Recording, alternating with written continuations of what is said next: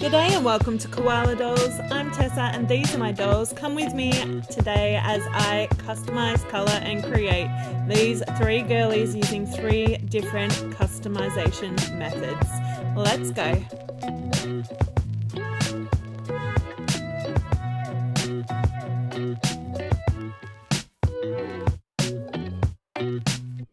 Does someone at MGA have stocks in hair gel or something like that? Because these girls have rock hard hair.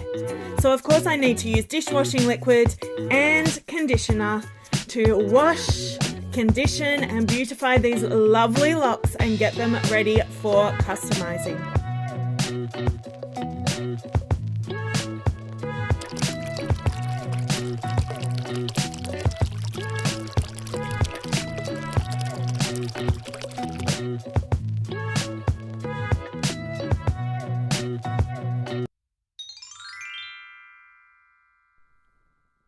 The first colour and create doll that I chose to customise was this blue-eyed girl. I really love the way that the bright blue eyes go with the striking white hair, and I went with a design that kept both of those features intact. Using acrylic paint, I was able to put my own spin on her look. So here I have my crusty, old, slightly dried out white acrylic paint and a frayed miniature painting brush. Just like in real life, it took many attempts to paint her eyeliner on, and if I had a better paint and a better paintbrush, it might have worked a little bit easier. However, with a bit of back and forth between the paintbrush and the cotton tip to wipe it off, I was able to get something that I was quite happy with.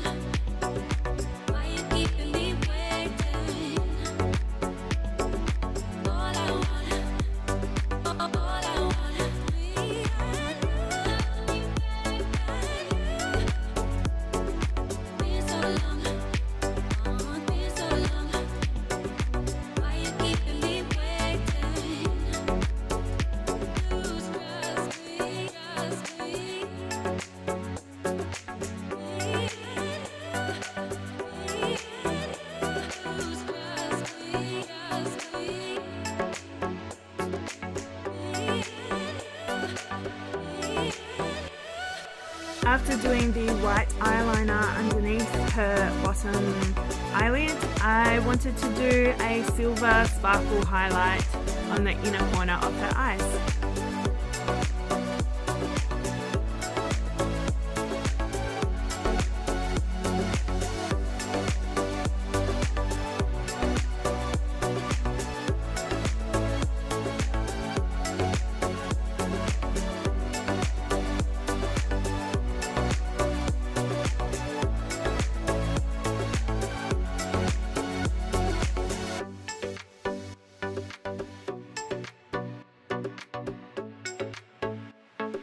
The look that I was envisioning was kind of like a punk goth, pastel punk thing.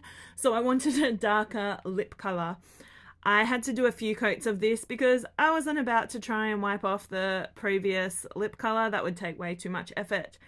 But because of the glossy base that I was painting on, it didn't work out too well. So a few coats later and I had something like this.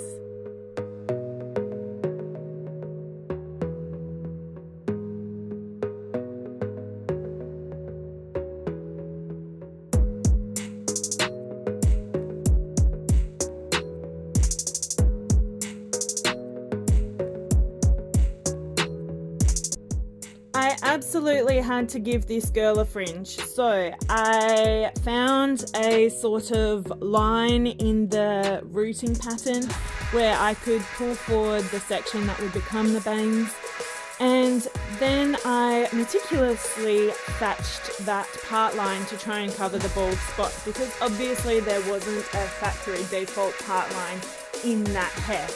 So when you are thatching, what you need to do is pull hair plugs from one side of your line and put it over to the opposite side, and then do the same thing back and forth. So it's kind of like you're weaving the hair in and out of each other, And the effect is it covers up some of that harsh, bald part line a little bit better. It's not perfect, but it's better than it was.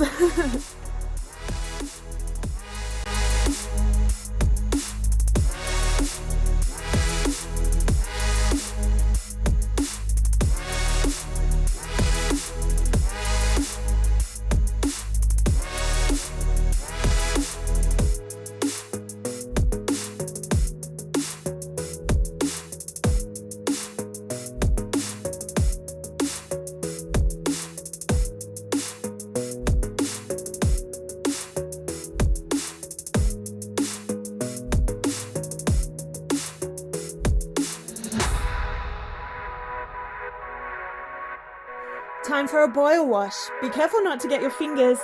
This boiling hot water helps to set the new part line in place.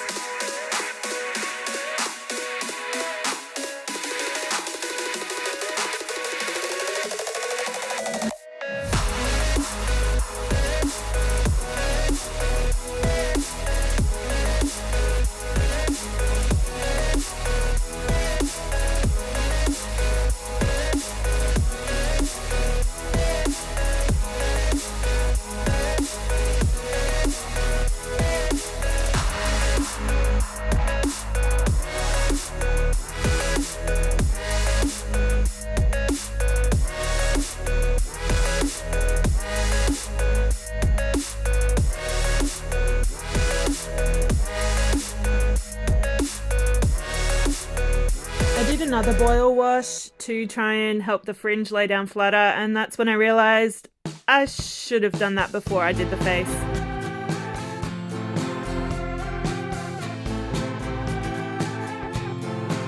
That's better. Time to untie the hair and work on the rest of the hairstyle.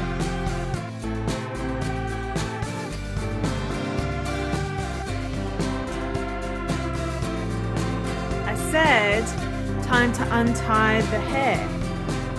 Why is this pipe cleaner being so difficult? Ah! There we go.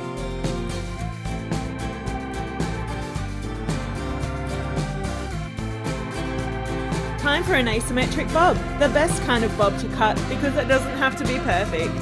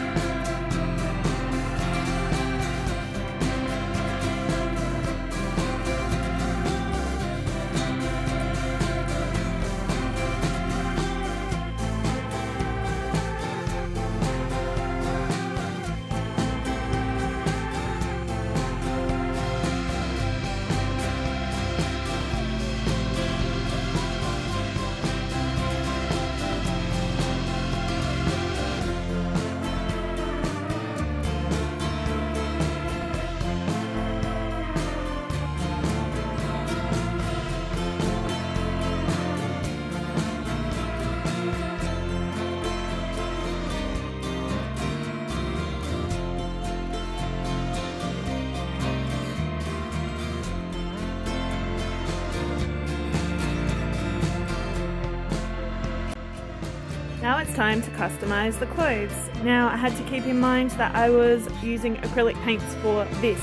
So I mixed it with some Jo Sonja fabric medium, which I don't think I got the mix right or let it dry enough because it didn't really work. But anyway, I was originally going to paint the pants completely black, but then I remembered these are customs. I can do whatever the fudge I want. So I went for a half and half look. I will give you some spoilers right now. By the time I painted these pants and then went to rinse them out, some of the paint actually ran and smudged onto the white side, which ended up looking really cool and like grungy, so I kept it like that. But yeah, that's what made me think maybe the fabric medium didn't help. Maybe it was off. It's probably like a 20-year-old bottle. Who knows? Point is, these are the pants. Yeah.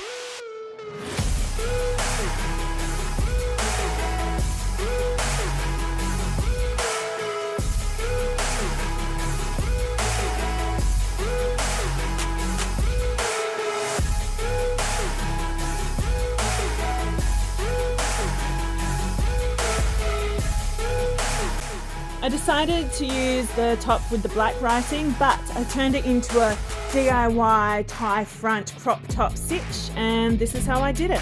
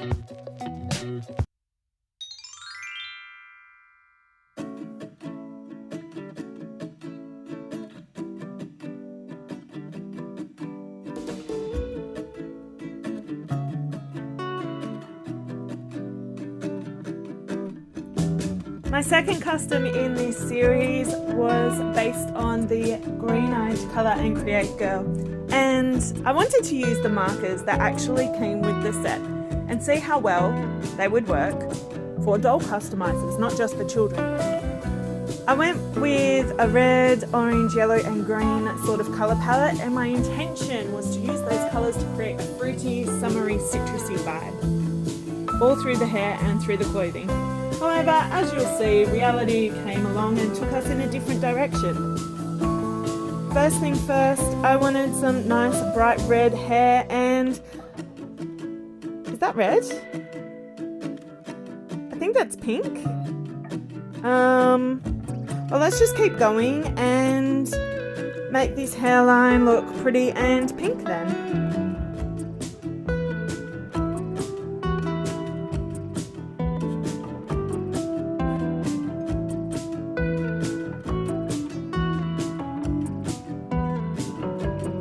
By this point, I realised that I was not going to waste my time colouring every single strand of hair with this marker.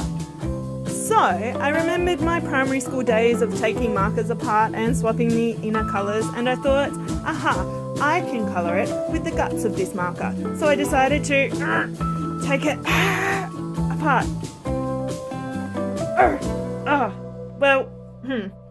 It was harder than I anticipated, and I'm not sure if it's because this marker was just exceptionally well built, or if it was due to my arm injury that I have, which means it is hard for me to grip and use strength in my left arm. So, was that what was causing the difficulty here, or are these markers just really, really tough to break apart? Has anyone tried to pull one apart themselves? Let me know in the comments down below. Anyway, I got the tip out and I kept trying to get the end out, which I did eventually succeed at.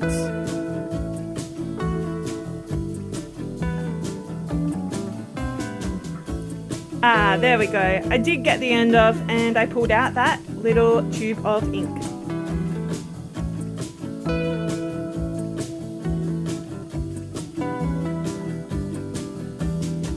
I used the end to try and draw it on, and then I tried using the sides. The sides didn't really work because they have like this plasticky casing, which is what stopped my fingers from getting too inky, but the end worked quite well, as you can see. It was putting on a very intense layer of colour and with a much wider surface area than the tiny little nib of the marker would have if I used it the proper way.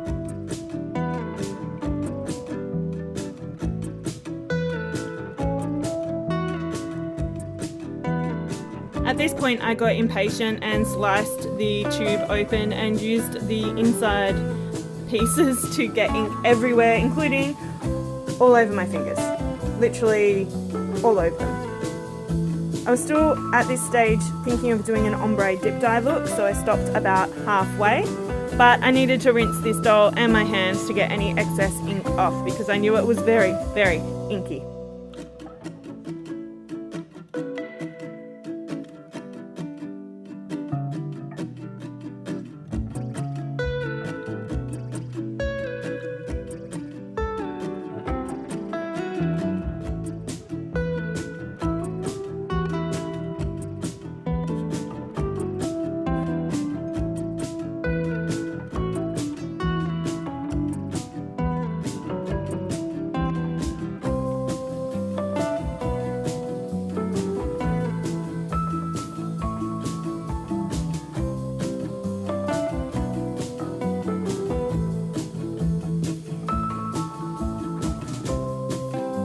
Interesting thing that I noticed is near the roots where I had hand coloured with the marker, the colour came out really, really well, which I suppose is the point of these dolls. Kids should be able to wash and recreate with them.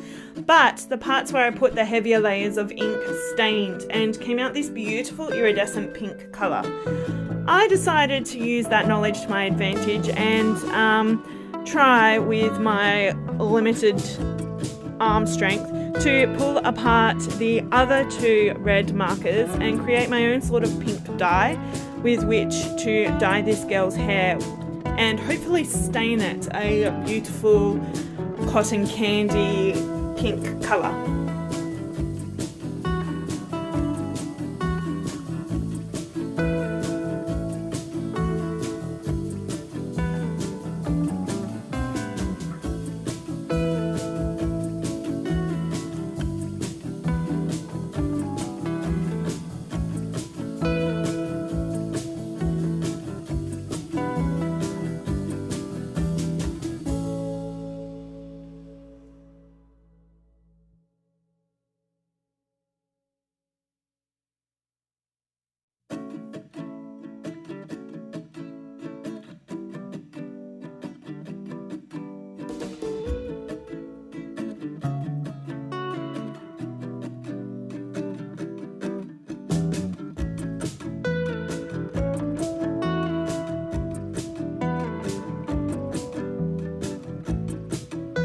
I just really shoved all that hair into this dye mix that I had concocted with broken markers and water inside an old jar.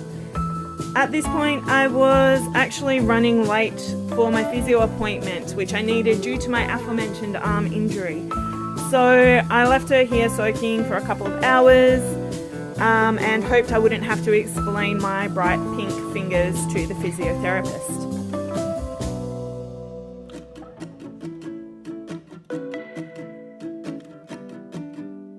When I returned from my appointment, I checked the hair and I could see it was getting very, very pink, but the question was, would it stain? I also noticed that, of course, the scalp wasn't getting any dye to it, so I rearranged my dye concoction into a wider container, chucked a shirt in there too for good measure, and repositioned this green-eyed girl so that the dye would go all the way to her scalp and soak into her brain. I left it like this overnight to just really get that colour soaking.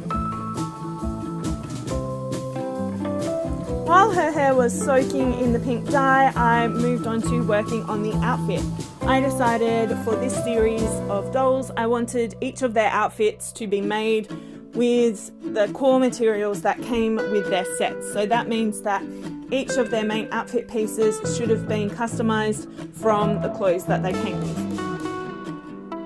For this girl, I envisioned her wearing a denim skirt or a jean skirt, but with a tie-dye pattern on it. So I chopped up her jeans, chop chop, and started practicing some designs on the excess fabric.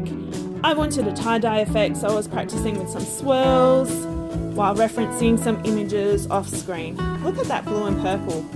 They are so bright. Shame that I didn't end up using those colours. anyway, to make the jean skirt, I unpicked the seams that were, you know, making the pant legs, and then re-sewed it up together in a way that resembled a skirt. Makes sense. This was actually quite an easy custom to do because I didn't have to worry about the waistband or whether it fit, because obviously these jeans already fit. So it was pretty fun and easy to do, even if I'm not the world's best sewer.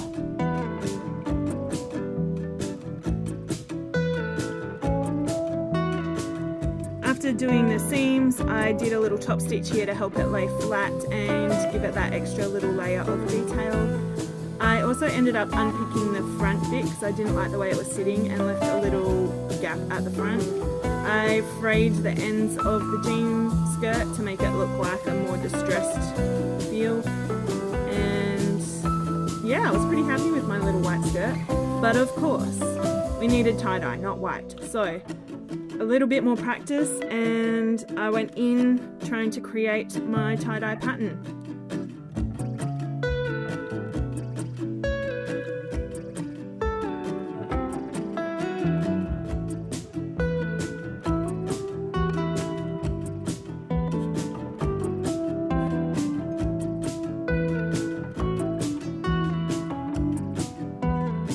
As I was doing this, I noticed that the colours bled a lot more than I had anticipated, particularly the orange. When I originally laid it down, I was making sure to leave white gaps between each line to give it that sort of like tie-dye effect, but by the time I'd finished, it all kind of blurred together and I wasn't super happy with it. So I rinsed it out and the colour came out really well. So again, good if you are buying this for a child who wants to reuse the materials. I'd say it works. I wasn't too worried about scrubbing to get the extra colour out of the seams because of course I was just going to colour over it again, and this time I was much more careful about leaving enough white space to let some of the white of the background fabric show through.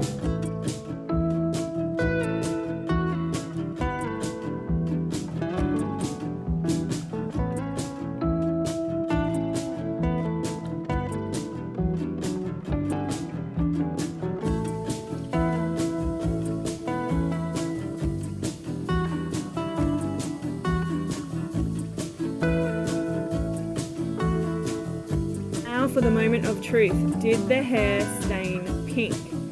So I rinsed it all out in the sink and I rinsed it for quite a while, including using some dish soap, because I really wanted to test the staining power of these markers and using this method. And guess what? The hair was beautifully pink the whole way through. There were some parts that were a little bit darker, and I'm not sure if that's from previous staining or from the way that the hair was sitting in the mix overnight. Perhaps I should have mixed it up and agitated it a little bit more for a bit more of an even distribution. But really, the pink was very vibrant and quite beautiful.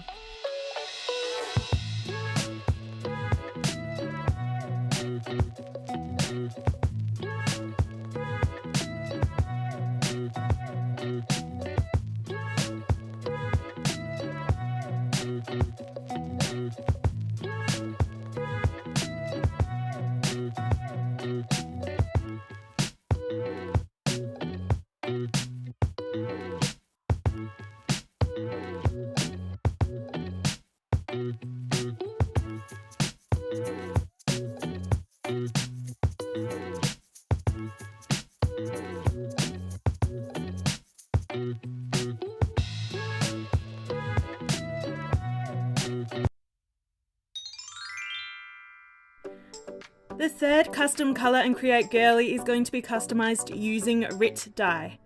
Now, if you're new to the world of rainbow high customizing and dyeing, then you need to know this. There are two different types of RIT dye. One is just normal RIT all-purpose dye, and the second is RIT Dye More. You can also find a different brand called iDye Poly, and the Dye More and the iDye Poly are both used to dye synthetic materials. These dyes are what people use when dyeing doll hair and their bodies. For this custom today, I just used the all-purpose RIT dye because I wanted to dye her hair, but I did not want her skin color to be affected. I feel like if you don't want the skin color to be affected, it is really, really hard to keep it away from the dye. So it's best to use a dye that's not going to affect the skin tone. Does that make sense? I hope so. Anyway, in keeping with my theme of trying to make their outfits out of pre-existing pieces, I chopped and hacked apart the scrunchies, the t-shirt and things like that came with this doll and re-sewed them up in a completely new design. It took way too much time to hand sew these, and I would not recommend doing this because the result was not what I actually pictured in my head. But we'll get to that. For now, enjoy this montage of me hacking and sewing and trying to create some new clothing items.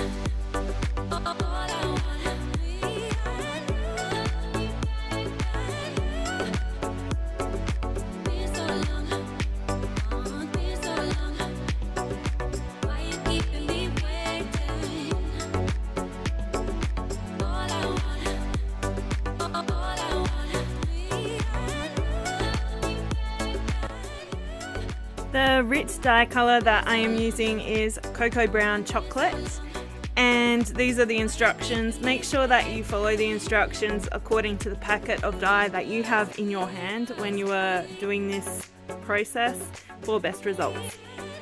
Now, there are two types of brown rich all-purpose dye that I found. There is a dark brown colour, and originally I was going to go for that because I wanted her to have a rich dark brown coloured hair. However, from looking on Reddit, from what I could tell, for some reason when dyeing these Colour and Create dolls' hair with the dark brown colour, the green undertones of that brown really come through and it makes more of a olivey green colour, from what I could tell anyway. And that's not really the look I wanted, although it does sound cool and might be a future idea. It's not the look I wanted for this doll.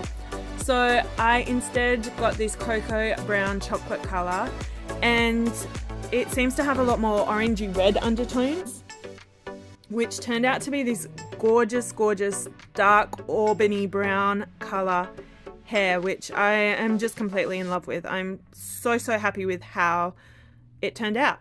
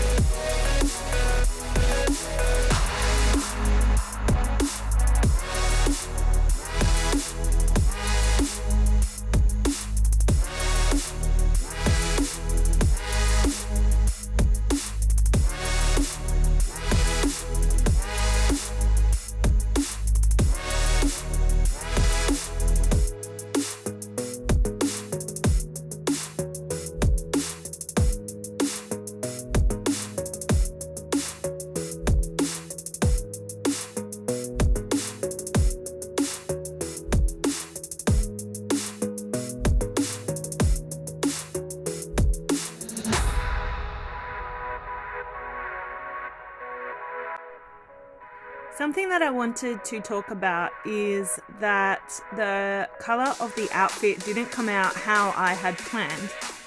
I think it might have been because the dye type wasn't the right kind of dye for this kind of fabric that this outfit was made out of. In my head, I wanted a really rich, deep, dark brown outfit to go with her hair. However, even after applying a second round of dye to the clothes, they came out this kind of light brown peachy colour, which is still nice, but not what I had planned in my head.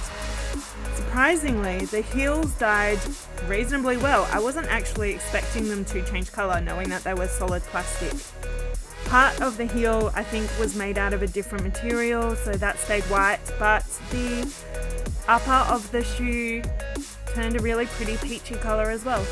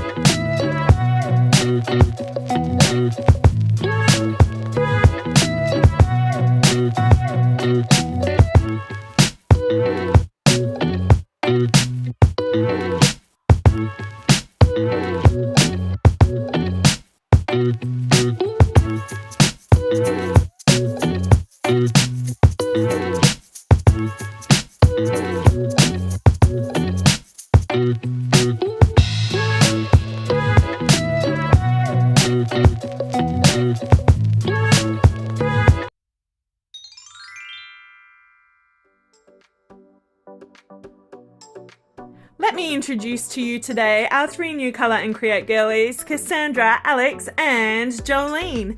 Thank you so much for joining me as we had fun exploring these 3 different techniques of customizing Colour and Create dolls. Will you try any of these techniques on your next doll custom? Let me know down in the comments below. Thank you once again for watching and I'll see you next time. Bye!